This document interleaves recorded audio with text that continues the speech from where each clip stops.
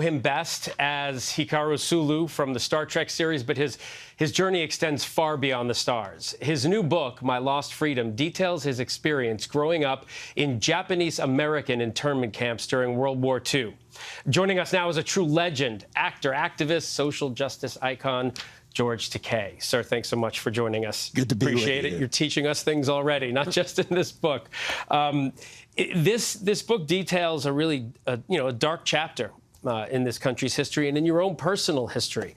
Why did you want to tackle it in a children's book? Well, I was a child then.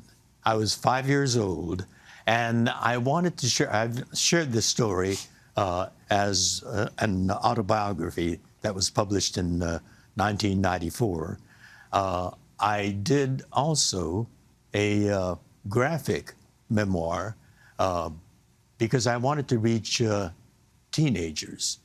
And as a teenager, I loved comic books. So I told the same story as from the vantage point of a teenager to reach them. But with this one book, My Lost Freedom, I'm reaching for two generations, the parents and their kiddies. Absolutely, because it's not just the kids reading it, it's the adults reading it to the children and having a conversation. Exactly. Opening up a conversation. I'm wondering, I know you wrote about it, in the book that came out in 1994, and this is a different way of talking about it. Is it painful to relive this period, or is it cathartic, therapeutic in a way? I think for my parents, the greatest pain was felt. I was 5 years old, 4 years, 5, 6, 7, 8, 4 years of my life in imprisonment. My brother was a year younger than me, and our baby sister went in as an infant.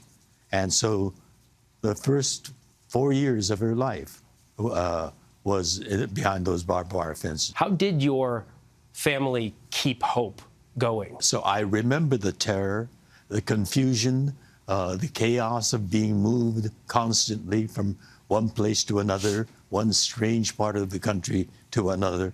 And so that's my real memory that I have. But I didn't understand what that was all about. And as a teenager, out of camp and a few years having elapsed, I was very curious about my childhood imprisonment. And I went to libraries to look for books on it. Couldn't find a thing. Do you think it had anything to do with you growing up, having the career you had, but being the activist you have turned into? Do you think it shaped you in that way? Well, as I said, those after-dinner conversations that I had with my father, he said, and he loved quoting from the Gettysburg Address, President Lincoln's historic speech. Ours is a government of the people, by the people, and for the people. He said those are noble words. That's what makes American democracy so singular.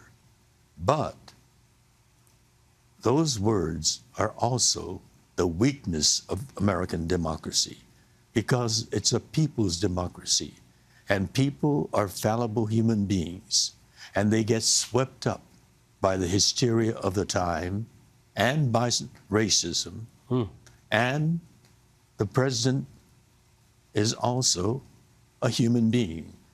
There were tens of thousands of people that looked just like the people that bombed Pearl Harbor living on the West Coast. That weren't those people. And he signed an executive order ordering all Japanese Americans on the West Coast to be rounded up with no charge, no trial, no due process, in the most un-American way, to be rounded up and imprisoned in barbed wire prison camps in some of the most hellish places, most desolate places in the country. It was a hugely dark time in this country's history, and to be able to put it in a book like this, to not only teach children, but the adults who are reading it to them, is a really spectacular thing.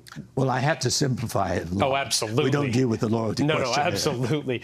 George, thank you so much. We so appreciate you coming in, and you can purchase My Lost Freedom, available wherever books are sold.